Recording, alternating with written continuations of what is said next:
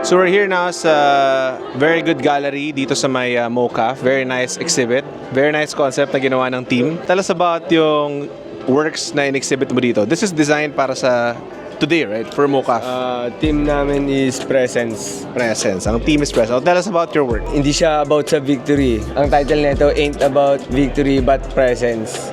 Kasi kumbaga hindi niya na kailangan manalo eh. Ang kailangan niya lang ng presence nung challenger niya, ganyan. Para malaro nila ng maayos yung game. Parang Yan.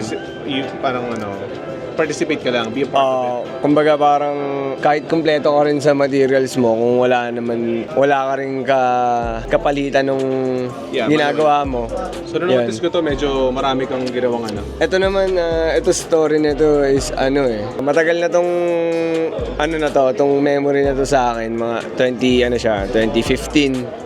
Nag-hike kami nung mga childhood friend ko sa dito sa Cavite. So, nag-hike kami, first time namin mag-hike eh. Title naman na ito, The Tour Guides. Kasi biglang may sumulpot na tour guide sa amin. Itong dalawang bata.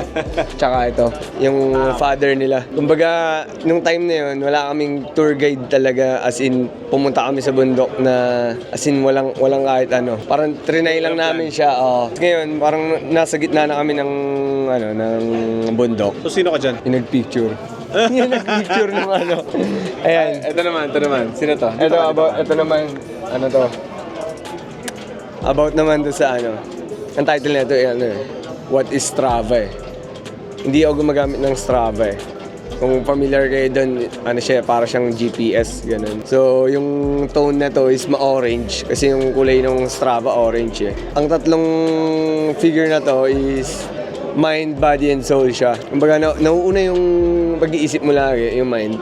Nakasunod lang yung body mo, tapos kasunod lang din yung soul mo na nasa likod. So parang lahat siya may presence na theme talaga.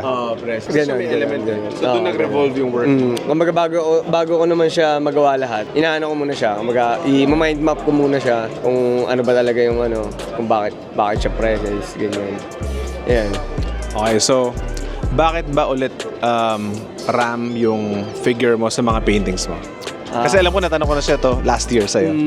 Yung name ko sa art is Ram de Verdera. So, ginamit ko na rin yung Ram as kumbaga sheep or male goats, ganyan. So, ginawa ko na sila, kumbaga, nagkaroon ako ng idea na na ang mga sheep kasi, lagi lang silang sumusunod eh.